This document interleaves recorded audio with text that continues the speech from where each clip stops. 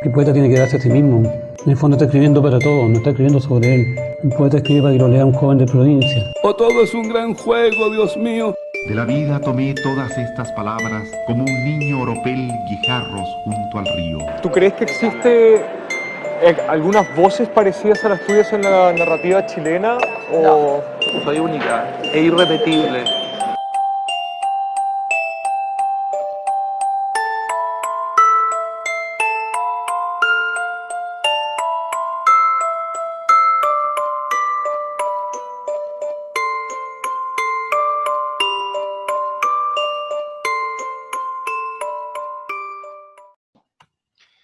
Hola, muy buenas noches. Les damos la más cordial bienvenida a este primer número, a este lanzamiento de nuestro programa Pasando Revista, un programa que pretendemos como equipo extender hasta fin de año. Tendremos distintos invitados, invitadas, escritores, poetas, artistas, que han estado vinculados al mundo de la creación, por supuesto, pero específicamente a la creación de revistas literarias y de poesía. En esta primera oportunidad contamos con dos grandes, una gran artista y un gran poeta que nos van a contar en qué ha consistido su trabajo con las revistas que nos van a presentar. Así es que nada, darle la más cordial bienvenida a nuestros auditores, a la gente que nos esté siguiendo de aquí en adelante en este programa. Decirles que somos un equipo de escritores y poetas que estamos realizando este programa. Contamos con la presencia, ayuda y colaboración de la poeta Ignolia Mardones, del poeta Hugo Quintana, del poeta y escritor Leonardo Pérez, de la poeta Isabel Guerrero, y quien habla, Marcelo del Mar. Así es que nada, vamos a entrar en materia, dándoles nuevamente una cordial bienvenida y dejo con ustedes a Isabel Guerrero. Muchas gracias, Marcelo. Como bien dice acá el compañero, este es un espacio que pretende principalmente generar un ambiente de conversación en torno a la creación de revistas literarias de Chile y también de Latinoamérica, tanto aquellas que han marcado hitos en la historia literaria y que se han difundido de manera papel, en soporte de papel, también como aquellas contemporáneas que se difunden de manera digital. Consideramos que es necesario el rescate de la memoria y también la importancia de los registros culturales en los distintos contextos históricos, tanto nacionales como los del continente americano. Efectivamente, tanto en Chile como en América Latina, la tradición de creación de revistas literarias es bastante extensa. Es todo un mundo por explorar en realidad. En su mayoría han surgido estas revistas, al hacer revisión de cada una de ellas o de alguna de las más destacadas, han surgido desde las esferas no oficiales, desde las periferias creativas tal vez, desde lo alternativo, en el trabajo colectivo, que de una u otra manera se forma entonces como un mecanismo de resistencia frente a los diversos contextos que marcan la historia de una sociedad. En el caso nuestro de Chile y en Latinoamérica también. Podemos mencionar algunas incluso de la historia literaria en Chile.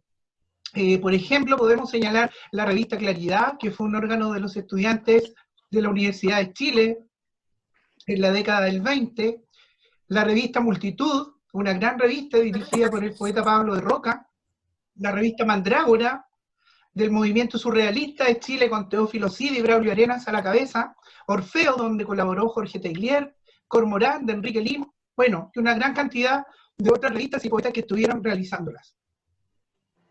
Sí, no podemos considerar las revistas literarias también simplemente como registros.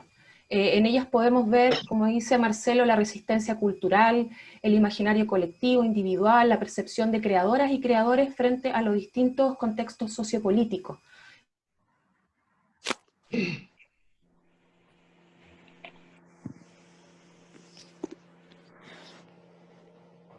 Fundada por los artistas Leonora Vicuña, Aristóteles España y Ramón Díaz Heterovic. Y también invitamos para este programa a la revista Mal de Ojo, publicación digital que también ha realizado un trabajo de incidencia, sobre todo tras el estallido social vivido en Chile hace ya un año. Exactamente. Por lo mismo, queremos, primero que todo, y antes de darle continuidad al programa, agradecer la presencia, la voluntad de acompañarnos en este primer programa a Leonora Vicuña. Ella es fotógrafa, fue cofundadora de la revista La Gota Pura, y a nuestro amigo el poeta César Hidalgo Vera, que es parte del comité editorial de la revista Mal de Ojo, de la cual nos vamos a referir evidentemente contando con la presencia de ambos. Así es que desde este equipo les queremos agradecer su buena voluntad para acompañarnos en esta oportunidad. Muchas gracias, Leonora y César. Muchas gracias por Muchas invitarme. gracias a ustedes también por la invitación.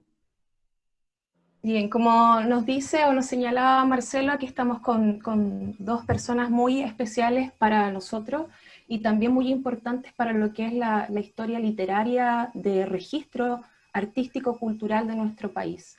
Quisiéramos partir esta conversación preguntándole a Leonora, porque nos fijamos que más o menos en la década de los 90, los 2000, se empezó a hablar de un apagón cultural que se vivió en la dictadura. Pero sabemos que este apagón cultural plantado así como por el oficialismo, en realidad no hubo un apagón cultural. Hubo muchas publicaciones que de manera clandestina se fueron situando en los distintos espacios artísticos de Chile. Leonora, ¿qué tan difícil era publicar en aquel entonces considerando el contexto que vivía el país? Bueno, hay que partir diciendo varias cosas. Yo creo que cuando uno vuelve, digamos, hacia atrás en la historia, hay una tendencia siempre o a edulcorar las cosas o a mitificar también, porque es muy difícil volver a situarse exactamente en el tiempo real de lo que sucedió, ¿ya? Eso es lo que sucede generalmente. Entonces la historia está siempre hecha de cosas oficiales y de cosas que son más bien difíciles de desentrañar, ¿ya? Si yo me vuelvo a situar en esos años, yo regresé a Chile el año 77, a finales del año 77, después de haber estado algunos años en Europa. La verdad es que el Chile con que me encontré era un Chile, claro, de la dictadura, el Chile de la dictadura, donde había mucha barbarie, pero no se veía, o sea, era un país normal, totalmente normal, ¿ah? Era un país triste, efectivamente, era un país donde todo funcionaba, pero muy triste, y no se notaba, entre comillas, digamos, lo que hoy día se habla tan claramente, la represión, la muerte, los desaparecidos, o sea, no se sabía y no se veía.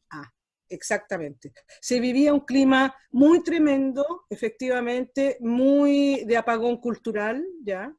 Pero por sobre todo había una gran autocensura, una censura y una autocensura porque vivíamos aterrados y la gente estaba aterrada.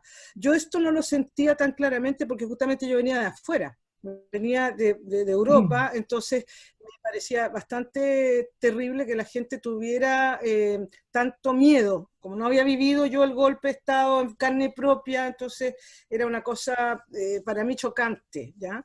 Sin embargo, efectivamente, al correr del tiempo, cuando yo me fui insertando, digamos, en Chile, me di cuenta que era muy desastroso, digamos, todo este miedo, toda esta censura, toda esta persecución oculta. La persecución era oculta, no era realmente algo visible. Y eso es lo que hacía que la dictadura fuera una cosa monstruosa también, monstruosa. No era un régimen abierto, sino que un régimen oculto y un régimen, digamos, de muerte, ¿ya? Ahora, ¿qué tan difícil, me preguntas tú, Isabel? Siempre es difícil hacer una revista literaria, siempre es complicado.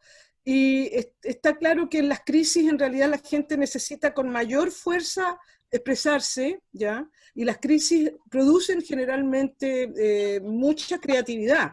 Entonces, ¿cómo lo hace la gente, ¿no? Se junta en forma clandestina, de la mejor manera, ¿ya? Para hacer las revistas que puede hacer, digamos, ¿no? Yo creo que era difícil. En el caso nuestro de La Gota Pura, todo fue hecho a pulso. Se hacía realmente con la buenísima voluntad de las personas.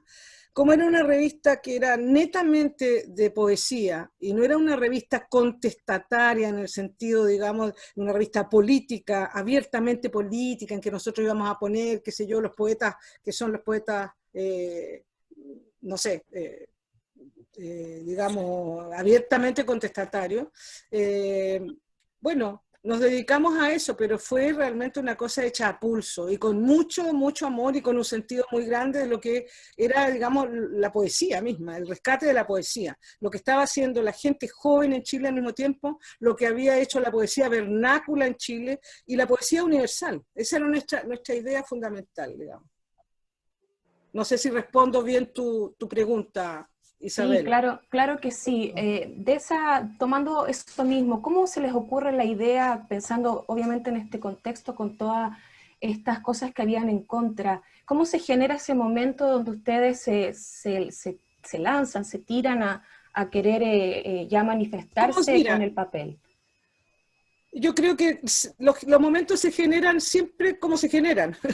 ¿Cómo se genera el amor? Se genera. Te encuentras con alguien y vos que te gustó, fantástico, y cómo empieza, todo empieza. La vida se genera sola. Y resulta que la poesía no muere. No hay nadie que mate la poesía. Ningún Stalin, ningún nazi, ningún Pinochet puede matar la poesía. O sea, la poesía no puede morir, ¿entiendes tú? O sea, eso es una cosa evidente, digamos. Y si muere, digamos, o si realmente está muy, muy mal, igual renace. La poesía es algo que no puede morir, porque forma parte esencial de la vida, ¿ya? Entonces, ¿qué es lo que pasó? ¿Cómo fue? Digamos, existía la sociedad de escritores, y alrededor de la sociedad de escritores existía la unión de escritores jóvenes también, que también reunía muchísima gente joven. Y como siempre en Chile, que es una tierra de poetas, ha habido poetas, y no solo en Chile, en todas partes. Entonces, los poetas terminan por juntarse, siempre la gente que se aparece, que se asemeja, termina por juntarse. Nos conocimos con Ramón Díaz, no sé exactamente, ni me acuerdo exactamente cómo nos conocimos, pero nos conocimos. Esta idea fundamental de la revista, en realidad, era una idea que tenía Ramón, pero estaba en el aire, porque nosotros también nos conocimos a través de Telie, en el fondo, ¿ya? Y claro, Telie ya era mayor, pero todos andábamos también mucho con Telie participaba mucho en muchas cosas, y teníamos ahí una especie de cofradía bastante, digamos, retirada, no era oficial ni nada. Y como andábamos como un poco como pájaros solos en realidad, ¿ah? Porque había mucha soledad, mucha tristeza, pero nos juntamos. Y digamos, Ramón me presentó a Aristóteles, ellos dirigían, en primer lugar ellos dirigían ellos y tenían esa idea de hacer esta revista. Ramón lo cuenta muy claramente en el texto que yo les envié antes para el programa también, lo cuenta muy claramente, y bueno, ellos me invitaron a mí, y claro, muchas cosas se hacían en mi casa, que no era mi casa, pero que era un lugar estratégico, y eso también contribuyó, el hecho de tener un lugar estratégico en una ciudad que sitiada, podemos decirlo de alguna cierta manera, en donde tú podías estar fácilmente perseguido por cualquier razón, digamos, todo eso se conjugó. Y eso que se conjuga de repente sucede, las cosas cristalizan, suceden y son maravillosas. Por eso te digo que la historia a veces para reconstruir es fácil tratar de decir ya, y esto sucedió así y sucedió así. La mayoría de las veces no es así. La mayoría de las veces sucedió de otra manera, pero porque las cosas suceden. Esa es la verdad. Pero fue un momento que se cristalizó y fue interesante. No nos podemos olvidar que Aristóteles de España venía de haber estado tremendamente maltratado, ¿no? En la isla Dawson y qué sé yo, ellos dos son magallánicos, ellos eran amigos y se conocían, eran los dos de Magallanes, ¿ya? Tampoco una casualidad, eran muy amigos y conocidos de Rolando Cárdenas, otro poeta bastante olvidado por lo demás, en Chile, que es un país tremendo, ¿no? Etcétera. Así fue. Genial. Tremendamente interesante lo que nos comenta Leonora de el vínculo con los poetas que han mencionado, con Aristóteles de España, con Jorge Teillier, con Rolando Cárdenas. Pero quería preguntarte también por el tema de en tu condición de artista visual, de fotógrafa, ¿cómo fue este diálogo desde ese mundo que para mi gusto también tuvo una relevancia tremenda para el rescate de la memoria? Mucho de lo que sabemos y conocemos de aquellos años tiene que ver con el trabajo tremendo que hicieron los artistas visuales. Desde esa perspectiva, ¿qué nos podrías comentar de ese trabajo de resistencia también desde el arte visual con la poesía, pero en esos años? Digamos que, como ya te lo dije anteriormente, yo creo que en el fondo la vida, o sea, que se exprese en la fotografía, en las artes visuales, en el teatro, en la danza, en el cine, en fin, no, es imparable, ¿no? Es imparable. Puede que a lo mejor aparezcan, digamos, cosas después o se rescaten cosas que se tuvieron que esconder, por ejemplo, ¿no? Pero todo esto es imparable y de alguna cierta manera éramos también un país más pequeño, ¿ya? Y Chile tenía una tradición importante de creadores, ¿ah? Durante el tiempo de la Unidad Popular y anterior a la Unidad Popular siempre fue en Chile un país bastante creativo, ¿ya? Y en fin, o sea, eso es importante. Yo creo que mi internet es medio raro, pero espero que no se corte. Estamos súper bien hasta el momento. Ya, qué bueno, qué bueno. Lo que pasaba es que, digamos, mira, yo creo que porque también vengo de una familia de artistas, ¿ya? Entonces, mi padre eran poetas, mis tías eran escultoras, yo estaba siempre relacionada con, digamos, con el arte. Yo tengo muchos amigos y tenía muchos amigos que eran amigos de mis padres y amigos de mis parientes, ¿no es cierto? Y que yo conocía que eran grabadores, escultores, qué sé yo. Entonces, todo eso propició que se pudiera unir. Ahora, yo pienso que, yendo más lejos de la experiencia personal, en un momento dado, digamos, había en Chile como una especie de olla a presión, ¿ya? Y en ese sentido había también una necesidad muy grande de que todo saliera a la luz. Tú, por ejemplo, ves todas las cosas que se estaban haciendo simultáneamente con el grupo CADA, lo que hacía, qué sé yo, Antonio Cadima, con el Taller El Sol, que existe hasta el día de hoy, más de 40 años tiene el Taller El Sol de existencia, digamos, ¿no? Sí.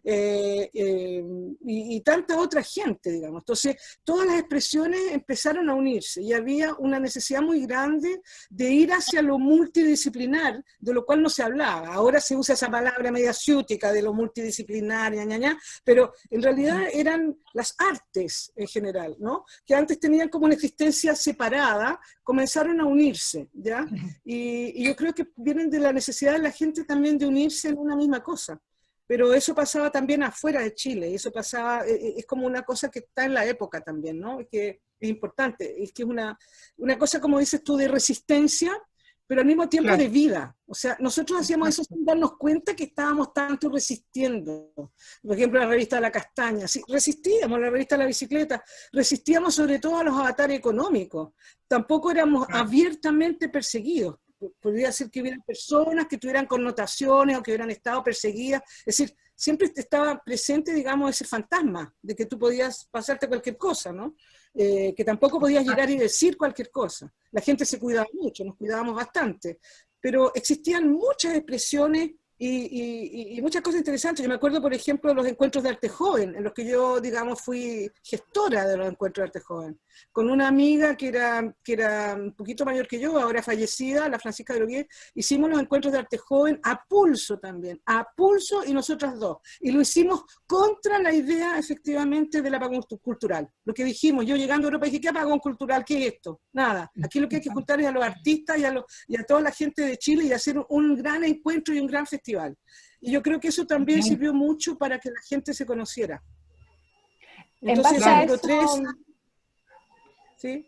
Disculpa, en base a eso, Leonora, las revistas que surgieron en los 80, llegaron en los 90, llegó esta pseudodemocracia, y al parecer muchas de estas revistas desaparecieron en ese proceso. ¿A qué le atribuyes tú esa...? Bueno, porque en el fondo los cambios también van... Mira, desde luego, entre los 80, que ya éramos jóvenes, entre comillas, ¿no? Todavía éramos jóvenes, ya a los 90 uno tiene 10 años más, entonces ya no es tan joven, ya se ha comprometido a hacer un montón de otras cosas, pero también Chile cambió, o sea, dejó de ser la dictadura, mucha gente se fue, se cambió de lugar, etcétera, etcétera, se atribuye a la historia, o sea, la historia va cambiando y por suerte que va cambiando, entonces hay cosas que permanecen, ¿ya? hay luchas que permanecen y otras luchas que no. Yo creo que la llegada también de la dictadura hizo que, o sea, la llegada, digamos, de la dictadura cristalizó, digamos, el deseo de resistir, como dices tú, y el deseo de unirse, pero también después la apertura hacia la democracia, que terminó siendo una pseudo-democracia, pero no lo era en ese momento. En ese momento era la democracia, era realmente que venía la alegría y que iba a llegar. O sea, pongámonos 5 minutos en ese espacio y démonos cuenta que no podemos hablar así tan fácilmente de que eso es la pseudodemocracia. Eso era la democracia, era lo que estábamos esperando. Y no llegó, claro, no llegó como queríamos. Fuimos muy ingenuos, pero era hacia lo que íbamos, ¿no? Y bueno, la vida cambió, evidentemente. Chile dejó de ser lo que era, o sea, cambió, se puso mucho más suave, entre comillas, digamos, o sea, digamos, de alguna cierta manera cambió también, digamos, la misma represión, ¿ya? Que ahora ha vuelto a ser diferente, claro, que ahora está salvaje, digamos, otra vez, pero hubo un tiempo que hubo una esperanza de que no fuese así, ¿ya?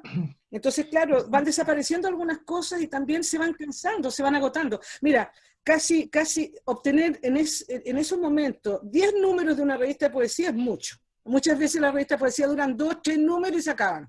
Pero de todo tiempo. Claro. ¿No? Leonora, pensando en tu experiencia de trabajo en esos años y hasta este momento, con toda esa riqueza de experiencia, ¿qué le podrías decir o transmitir a los jóvenes artistas de este momento? De estas resistencias actuales que tienen que ver con muchos elementos sociales, políticos, económicos, incluso de globalización o mundialización por las redes sociales. ¿Qué le podrías decir a esos jóvenes que están pensando en hacer muchas cosas respecto de la transmisión de arte, de poesía, de cultura en general? Desde tu vasta experiencia y amor al arte también, ¿no? Humildemente nada. O sea, humildemente creo que los jóvenes la llevan, realmente. La llevan en el mundo entero, siempre. La llevan totalmente. Digamos, la experiencia que uno puede transmitirle, digamos, tiene que ver con lo que ellos sean capaces de leer en lo que uno hizo, ¿ya? O si es que les interesa lo que uno hizo, ¿no? Pero creo que la gente joven y no tan joven, o sea, joven de espíritu, digamos, está siempre haciendo cosas y están descubriendo nuevas formas. Mira, yo estoy bien desconectada de cómo es hoy día el mundo, porque no lo entiendo, va tan rápido, es tan tecnológico todo, es tan global justamente, es tan local por otro lado, es tan patéticamente lleno de cosas y bombardeos. Estamos pendientes de un teléfono que está pip, pip, que suena todo. Es tan salvaje la cantidad de estímulos que tenemos que yo no sé mucho qué decirle. Yo pienso que de repente hoy día hay poetas de 10 años que son extraordinarios, ¿ah? Músicos de 5, de 8 años, no sé, que son increíbles, ¿ah? Y hay tanta gente haciendo cosas. Claro, entonces, ¿qué le puedo decir yo? Que sigan, que crean. Súper. Gracias, Leonora.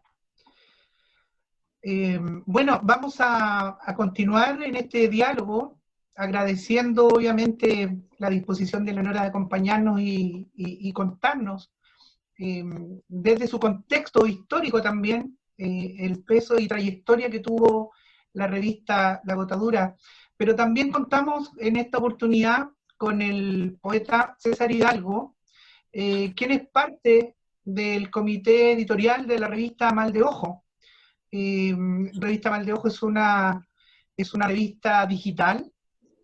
Su primera publicación fue en enero del año 2013, difundida en redes sociales a través de su página web. Su carácter es latinoamericano. Funciona a base de colaboración de artistas visuales, escritores, poetas. Su particularidad, podríamos decir, el hecho de ser digital en el contexto actual.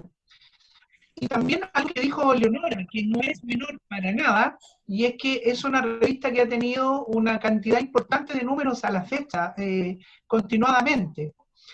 Además de permitir mostrar el trabajo de artistas de todas las edades, de nacionalidades, de estilos artísticos, Es una revista que lleva 8 años transitando, tiene 37 números y destacamos principalmente, por lo tanto, el aporte que hace a nivel social, a nivel político y de transmisión de cultura y de poesía.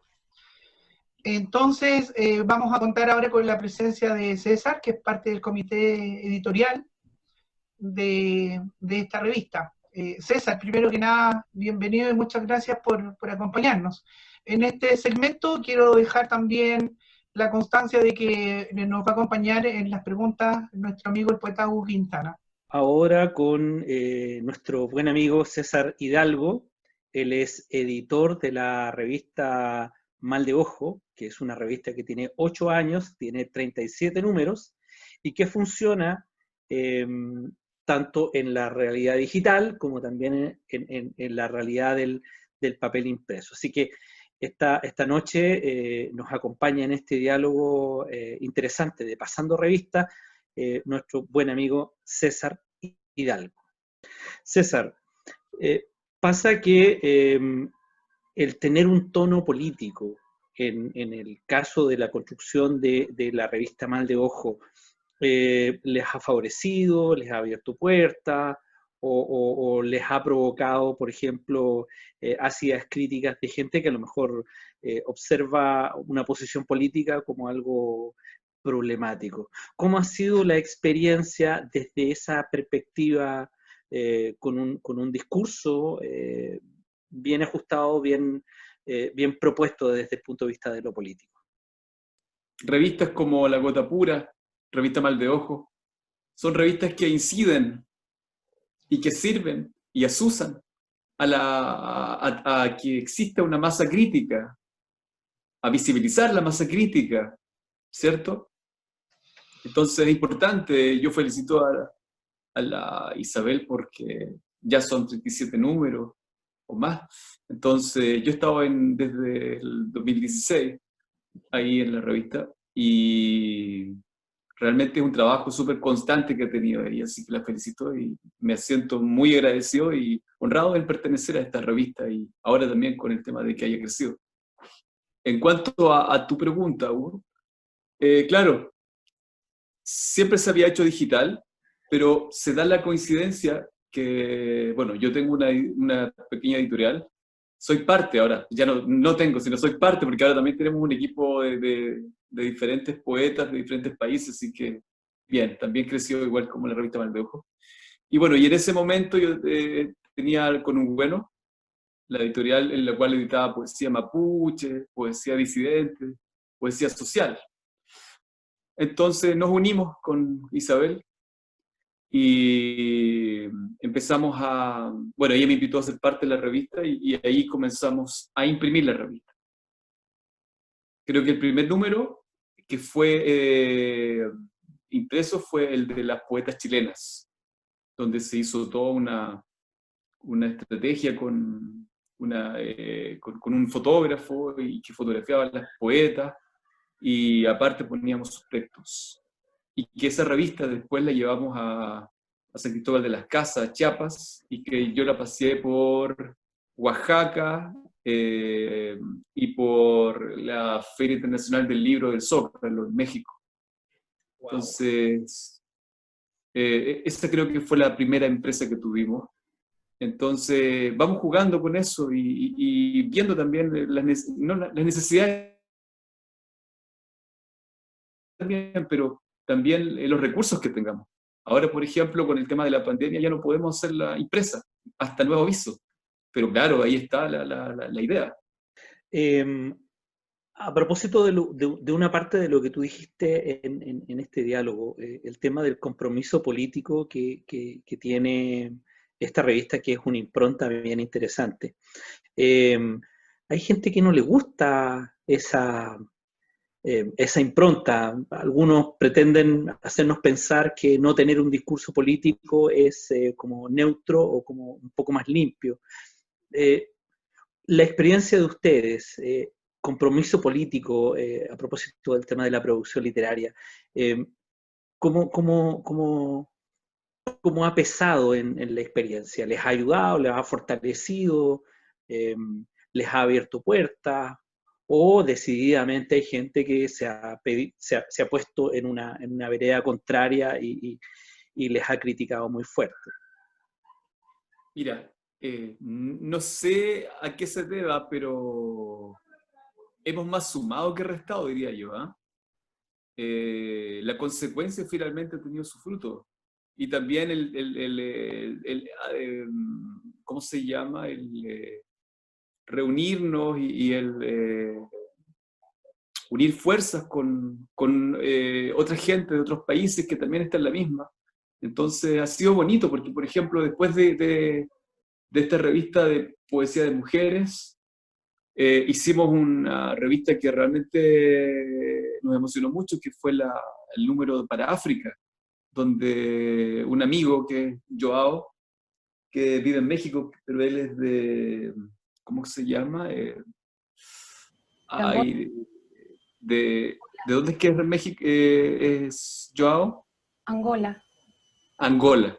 Bueno, y él es un exiliado, ¿ya? Hay una dictadura, igual como en Guinea Ecuatorial y todo eso. Y entonces convocamos a poetas, él nos ayudó a convocar a poetas africanos.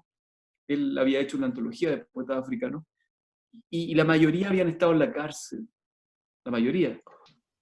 Más que restar, suma el ser o el tener esta idea política en la revista. No somos partidistas de ningún partido, pero sí somos políticos y necesitamos que se politice Chile. Entonces estamos siendo ese granito de arena para repolitizar Chile y el continente, porque finalmente esta revista, El Ser Digital, llega a todo el continente y más allá. Como yo les decía, el tema de hacer un número para la revista, para los poetas de África. Fue hermoso porque después se intercambiaban los PDF y no podían creer que en esta parte del mundo, el sur del mundo, ellos estaban siendo publicados y más encima estaban leyéndolos en toda Latinoamérica. Entonces, y así también su reclamo y también su, ¿cómo se llama? También todos sus problemas de políticos. De cómo hay presos políticos, en sí, lo que sí encierra una dictadura, ¿cierto? Entonces visibilizamos lo que está ocurriendo en estas dictaduras y también lo que es parte de su vida. Y entonces la revista en un momento tomó ese vuelco más político. De hecho, por ejemplo, cuando mataron a Macarena Valdés, con un bueno hicimos esta antología de poetas mapuches chilenos para visibilizar el hecho. Revista Mal de Ojo también fue parte de eso. Entonces, y así se dio, naturalmente. Nos unimos dos personas políticas que somos poetas y que obviamente estamos desde la orilla de la disidencia. Y la revista se hizo más resistente, se hizo disidente. Y eso, como digo, nos sumó más porque nos unió con otros movimientos que hay a nivel latinoamericano.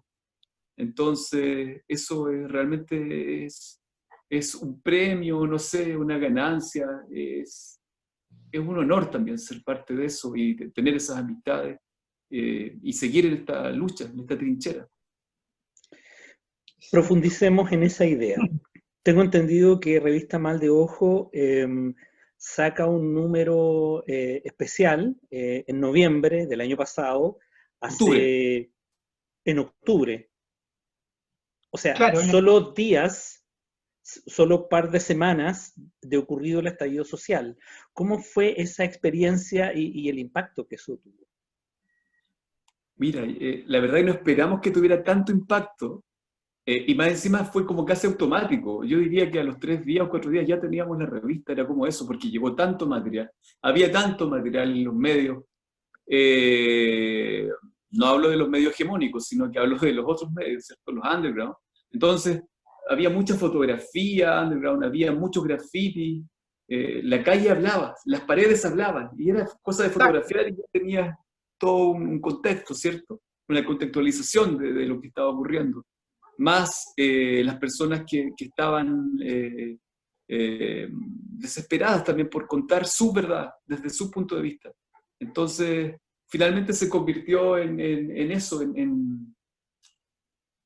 en una revista coyuntural y que fue el espejo de lo que estaba ocurriendo. Tan importante fue, nosotros no lo vemos, yo creo que años más tarde ya se va a ver el impacto de esta revista, que en Alemania y en Estados Unidos nos pidieron permiso para publicarla y traducirla. Entonces fue loquísimo eso, el Octubre Rojo se llamó, de hecho, la revista. Sí, sí, Que de bueno, verdad que incluso desde el título, sí, sumamente... tuvo su impacto, su gran impacto además, por lo mismo que implica ese fenómeno social y político en Chile. Me interesa mucho lo que dijo César porque efectivamente me da cuenta de que lo que sucede hoy día con la globalización es tan diferente a lo que sucedía en nuestro tiempo. Han pasado 40 años y más, no es poco, ¿ah? Es una vida prácticamente, ¿no es cierto? Entonces las diferencias son muy grandes, es decir, nosotros no podíamos hablar fácilmente de que tenemos un amigo en Oaxaca con el cual podemos hablar y chatear y qué sé yo, que va a hacer tal cosa, o un amigo que está en Angola y una persona que nos va a hacer no sé qué cosa en París y el otro en Londres, ¿entiendes? Entonces, eso es muy diferente, muy distinto. Nosotros hacíamos todo, digamos, por correo, entonces mandábamos las suscripciones, funcionaba por suscripción la Gota Pura. Mandábamos, digamos, cartas, muchas cartas. Le escribió, mira, Ramón, que era el que se dedicaba a eso, sobre todo, escribió no sé cuántas cartas físicas, ¿ya? Que llegaban, y la Gota Pura se pudo distribuir gracias a mucha gente que vivía en Europa en el exilio también, que reimprimían la Gota Pura, que no llegaba, que no alcanzaba a llegar, que no existía ningún vínculo fácil, ¿no? Entonces, toda esa cosa era muy diferente. Y, Leonora, claro, sí, dígame. súper interesante lo que dice respecto de esa diferencia del contexto actual en la elaboración de una revista digital con lo que ustedes podían realizar en ese contexto de los 80 y con esos medios. Pero ¿hay algo que tú veas que es transversal a esas diferencias de contexto y de época en la creación de la revista? Por supuesto, Marcelo, lo que es transversal es la poesía, lo que es transversal es lo que es lo humano, eso es lo transversal. Digamos, la lucha del ser humano por la sobrevivencia, por la libertad, por la justicia, la lucha del ser humano por tener una vida digna, la lucha del ser humano por que la expresión y la vida y lo lúdico y el amor sean lo mejor y sean lo que es la vida, digamos, eso es transversal, eso es lo que es transversal. Entonces cualquier medio, en cualquier época, va a lograr llegar y lanzar su botellita al mar, digamos, ¿ya? Sea como sea. Lo que hace hoy día la diferencia... ¿Perdón? ¿Me decías algo? No, qué bonito esa imagen. Te decía qué bonita esa imagen. Es así, o sea, yo pienso que, imagínate, nosotros no vivimos el Renacimiento, no vivimos en las cavernas, no vivimos el Medioevo, sin embargo tenemos ideas de lo que eso es, y la vida es la misma. Si tú te pones a leer, por ejemplo, a Dante, y te encuentras leyendo, qué sé yo, la Divina Comedia, te puede dar la impresión de que la estás viviendo también, tú. Es simultáneo, como dice Borges, el tiempo es simultáneo, la vida es simultánea. El pasado, el presente no existe, o sea, los medios que hay ahora son efectivamente, llegan a todos lados, pero porque la vida es transversal, porque en el fondo todo parte de un mismo sentimiento, de una misma sensación, de una misma manera de estar vivo en la Tierra, de una misma manera de ser humano. Lo transversal, exacto, lo transversal es el alma humana, en definitiva, que linda tu imagen. Eso es. A propósito de todo lo que ha comentado y te ha preguntado César, nuestro amigo Hugo, Leonora hizo unas imágenes muy bellas de vínculo entre lo que ocurría en la creación de una revista de poesía de los años 80 respecto de lo que ocurre en este momento, en el 2020, con la revista Mal de Ojo como revista digital. Hizo unas bellas imágenes respecto de lo que ocurre como una transversalidad pese a las diferencias de época, de años, de medios para poder hacer las cosas. Pero sin duda hay en este contexto actual un nuevo lector. Desde el uso de las tecnologías, sin duda hay una nueva experiencia digital para las personas. ¿Cómo ves tú la posibilidad de una continuidad con este nuevo lector desde las tecnologías, sobre todo en el contexto de pandemia que atraviesa Chile y el mundo en general. Una posibilidad de ampliar mundos desde la revista para estos nuevos lectores. Totalmente, Marcelo. Ya que estamos descubriendo nuevos rumbos en estas tecnologías nuevas, ¿cierto? Desde ya no solamente, bueno, ahí escuchaba que casi todas las ¿cómo se llama? Las colaboraciones u otro tipo de cosas las hacía Ramón Díaz Heterovich en forma epistolar. O sea, eso ya es romántico, ¿te fijas? Exacto. ¿O no? Sí, Totalmente. nosotros no, pues a través de mail y todo eso. Pero también así, aparte de que sirve una revista para leer electrónicamente, tú puedes ahora hacer podcasts, ¿cierto? Y que queden ahí, hacer videos. O sea, hay un mundo inmenso todavía por descubrir. Y la revista se está abriendo todo eso, ¿te fijas? Así que hay mucho por descubrir y al haber mucho por descubrir, también hay harto por avanzar, entonces le queda cuerda para el rato a la revista. Sí. Genial. Genial. Y además que ocurre este diálogo que estamos tratando de generar con este equipo, para que se generen estas cosas como mágicas, ¿no? De que una revista emblemática de los años 80 esté ahora en diálogo efectivo y simultáneo con una revista digital del 2020. Eso igual nos ha parecido muy hermoso y por eso tal vez intuitivamente quisimos tener esta oportunidad de diálogo con ustedes. ¿Cómo ves este vínculo de la revista Mal de Ojo con lo que comentó Leonora de su construcción en los 80? Mira, yo creo que solamente cambia lo que es la tecnología, ¿cierto? Y los medios. Claro. Pero el tema de que... y bueno, el otro tema es que igual la gente se cuida ahora de decir cosas, porque ahora cualquiera puede ser víctima de montaje. Nosotros que hemos sido tan políticos, estamos propensos a que nos pase cualquier cosa. A veces uno es más focón que otros, entonces, escucha. Pero la verdad que es tanto lo que hemos estado silenciados, que uno quiere gritarla toda. Y no es uno solamente, entonces somos varios, y somos muchos más, entonces creo que en eso hay una,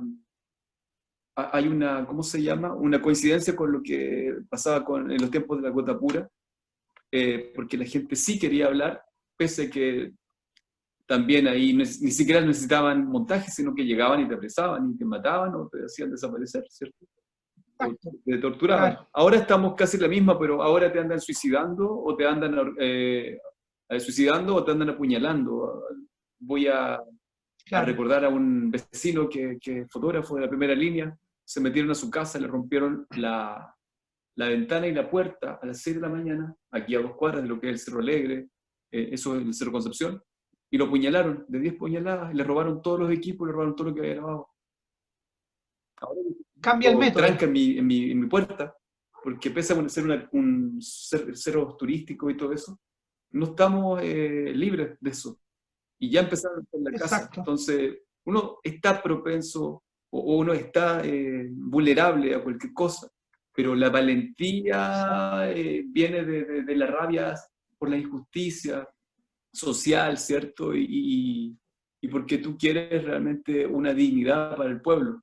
Entonces, creo que eso también se nota en lo que hacemos con la revista Mal de Ojo, y en eso nos hermanamos, yo creo, con la revista con la revista Gota Pura, porque estamos en la resistencia. Estamos desde una trinchera haciendo, puede ser periodismo, puede ser poesía, puede ser arte, porque finalmente la revista Mal de Ojo es un conglomerado de artes también, no solamente... Así es. Así es, así lo vemos y así lo entendemos también. Vamos a ir cerrando para... Marce, ¿sí? hay un aspecto interesante que es una perspectiva interesante que es bueno de destacar y de dialogar, y hay que consultarle a César respecto de eso. Él hablaba de una expansión de la revista, y entiendo, bueno, desde el inicio ha tenido una impronta bastante latinoamericana, y tú mencionabas también una experiencia en donde trabajaron un par de números con África y con los temas que tenían que ver con dictaduras en África.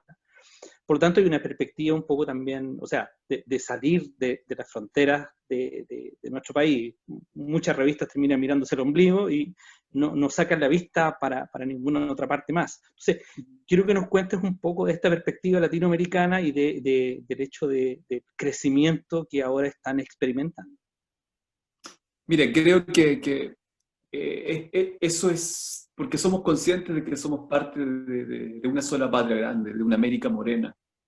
Y lamentablemente las revistas literarias en Chile sí se miran el ombligo. Y así como dice Leonel y el LAF, la poesía literaria tiene que ver mucho con eso, con las cofradías, ¿cierto?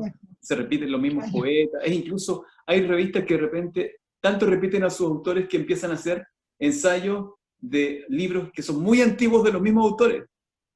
Entonces no hay cabida para ningún otro que no sea de la academia o no sea de sus líneas y obviamente de sus amistades. Y son muchas, es increíble.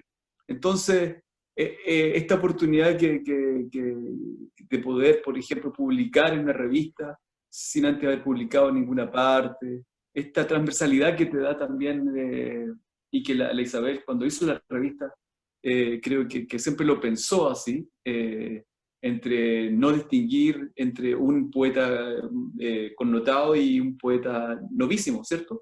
No, nuevo, novísimo no, porque no vamos a hablar de los novísimos. Que no sí, ahí te puedes tener algún problema con los novísimos. ¿Cómo? Puedes tener algún problema con los novísimos, con los autodenominados novísimos. No, es que no los quiero ni nombrar, no me importa tener problemas con los novísimos. Sí. No, pero con los nuevos poetas, entonces finalmente había la misma oportunidad y había la misma visibilización. Y eso es hermoso, porque se aplica la transversalidad real, esa horizontalidad que tienen todos los pueblos en sí, y que debiéramos tener. Entonces, eso es importante. Perfecto. Bueno, ha sido de verdad un momento bien grato, haciendo este diálogo en realidad entre épocas, por decirlo de alguna manera, y también de intenciones y voluntades de mantener viva la memoria histórica, la memoria creativa. Tremendamente hermoso todo lo que nos comentó Leonora desde su experiencia con la revista La Bota Pura, sin duda alguna. Más lo que nos plantea y nos ha descrito César desde su experiencia en la edición de la revista Mal de Ojo. Vamos a ir terminando y para redondear le voy a dar la palabra a Isabel para que hagamos un redondeo y cierre de este programa. Isabel. Sí, bueno, agradecer primeramente a Leonora y a César por estar con nosotros, conversar, instarnos a reflexionar sobre lo que significa la memoria, el registro histórico, la importancia que tiene retratar los momentos que se están viviendo dentro de una sociedad. Creo que eso es sumamente importante, así que nada más que agradecer y también invitar a todas las personas que han seguido este programa para que se puedan conectar en un nuevo programa que ya estaremos diciendo cuándo lo vamos a estrenar también. Así que eso, felicitar al equipo que ha organizado esta instancia de conversación y de reflexión. Y eso, gracias. Perfecto, gracias. No sé si, solo para terminar y chasconear un poco esta historia, no sé si César le quisiera plantear algo a Leonora o viceversa. Con eso cerramos y dejamos invitados a las personas que nos han seguido en el programa al próximo, que los vamos a avisar obviamente por las redes para que nos acompañen nuevamente. Así que es como dejamos micrófono abierto para que César o Leonora puedan tener unas últimas palabras de intercambio.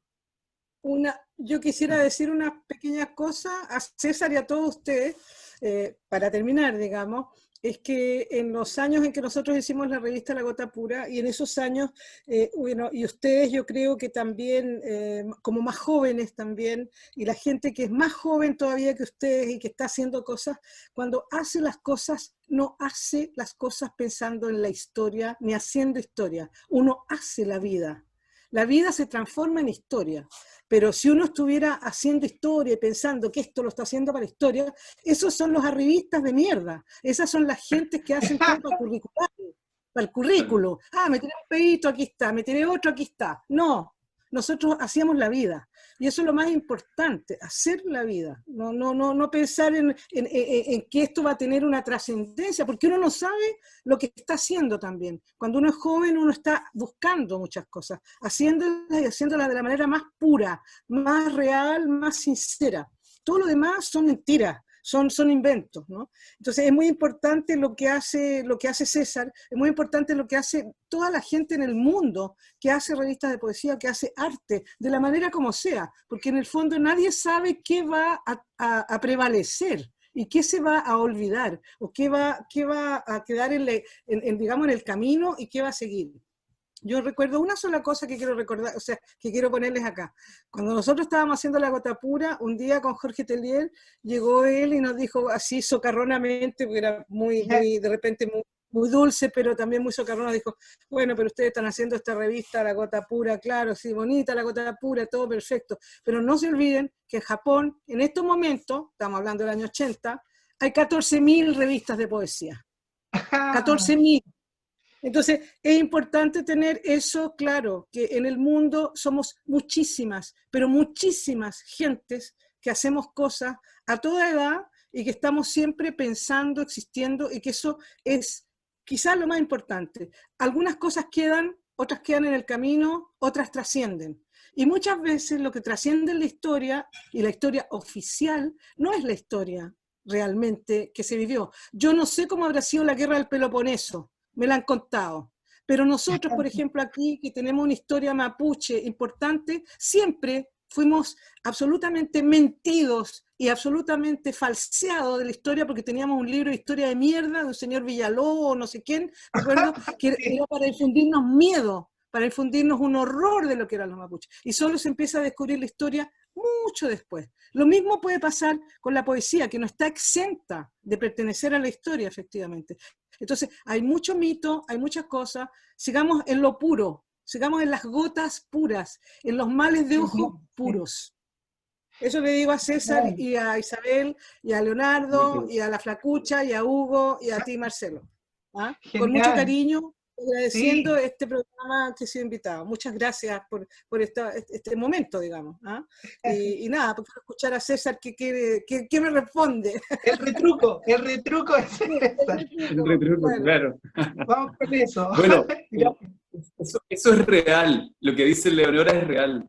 Yo creo que ahí me hermano con el anarchivismo, que es no contar la historia oficial, que es realmente contar la verdadera historia, y como dice Uberman, la historia es dispersa, no es una sola, no es lineal, y todo está ocurriendo en este momento, todo es ubicuo.